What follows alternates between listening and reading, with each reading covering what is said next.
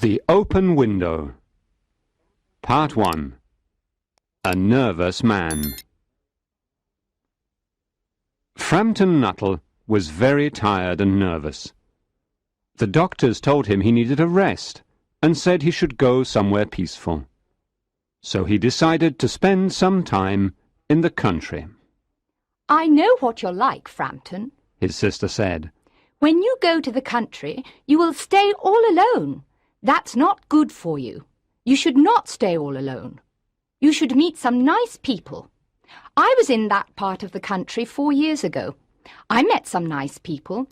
I will write you some letters of introduction and you can meet them." "I am not sure that is a good idea," objected Frampton. "Maybe I shouldn't.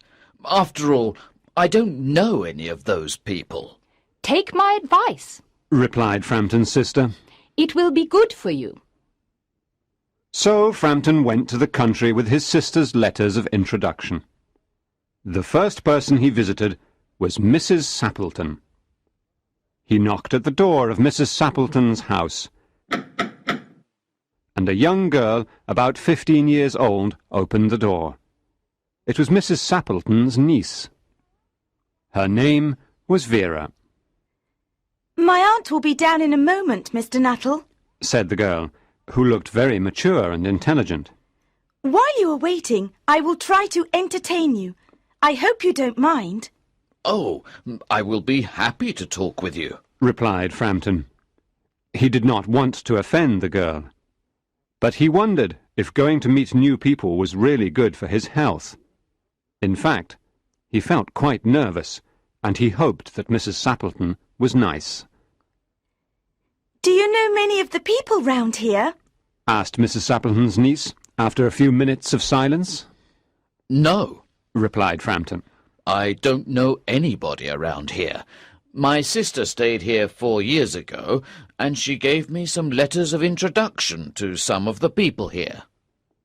Frampton felt more and more nervous, and he was more and more convinced that it was a bad idea.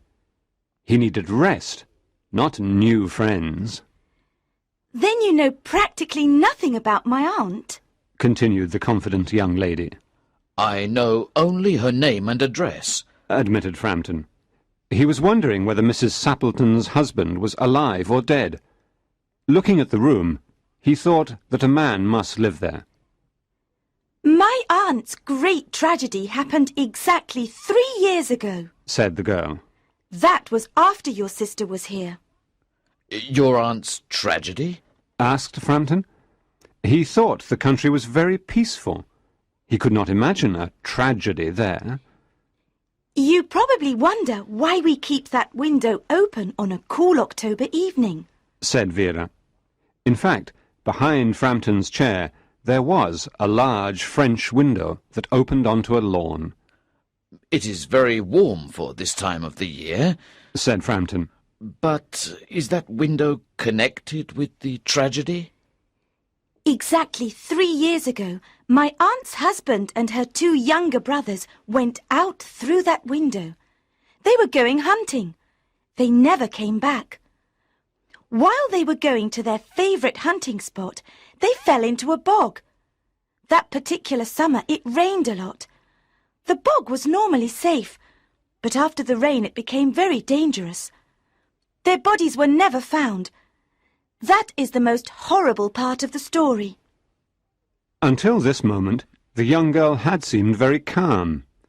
Now she seemed a little frightened, and her voice trembled as she continued the story. "My poor aunt thinks that her dead husband and brothers will return someday, together with the dog that went with them. She thinks that they will walk into the house through that French window, as they always did before they died. That is why that window behind you is kept open until dark. My poor aunt, she has often told me every detail of that terrible day. Her husband carried a white raincoat over his arm. Her youngest brother was singing the song, 'Bertie, why do you bound?' He sang this song to make fun of her. Sometimes, Mr. Nuttel, I have the strange feeling that they will return. that they will walk in through that window. It's horrible. Really horrible. She stopped telling him her sad story. Frampton was happy when the aunt came back into the room. I hope my niece is entertaining you, Mr. Nuttel, Mrs. Sappleton said. She is very interesting, said Frampton nervously. Part 2. Mental Excitement. I hope you don't mind the open window, said Mrs. Sappleton quickly. My husband and my brothers will be back from hunting soon. They always come into the house through that window. Today they went to the bogs to hunt for snipe. When they come home, I am sure they will make a mess of everything. You know what men are like. Mrs. Sappleton continued to talk about hunting. She told Frampton that there were not many snipes that year. She said that she hoped there would be a lot of ducks in November. To Frampton it was all completely horrible. While he tried desperately to change the topic of conversation, he was conscious that Mrs. Sappleton only gave him part of her attention. She continued to look past him, out the window. Obviously, she's looking for her dead husband and brothers. Frampton thought. What a terrible time to visit her. Today, the anniversary of their death. To change the topic of conversation, he started talking about his bad health.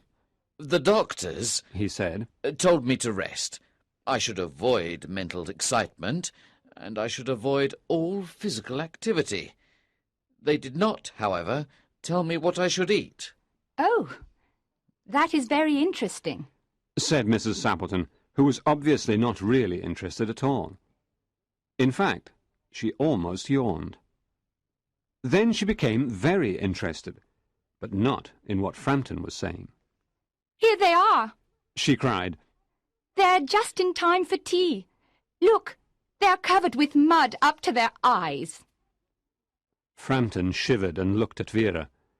His look seemed to say, "Oh, I'm really sorry for your poor aunt." But the girl was looking out the window, and she looked horrified. Frampton became terrified. He turned around and looked out the window too. It was almost dark, but Frampton could see 3 men walking across the lawn towards the window. They all carried guns. One of the 3 men had a white raincoat over his arm. There was also a small dog. They did not say a word. When they were near the window, one of them began to sing, "Bertie, why do you bound?" Frampton jumped up from his chair. He picked up his coat and ran out of the house to the road, and was never seen again. "Here we are, my dear," said the man who was carrying the white raincoat over his arm. "I'm sorry we are a little muddy. Who was that man who ran away?" A very strange man. His name is Frampton Nuttel, said Mrs. Sappleton. He only wanted to talk about his bad health, and then he ran away without saying goodbye and without apologizing, as if he had seen a ghost. I think he ran away because he saw the dog, said Mrs. Sappleton's niece calmly. He told me that he was very afraid of dogs.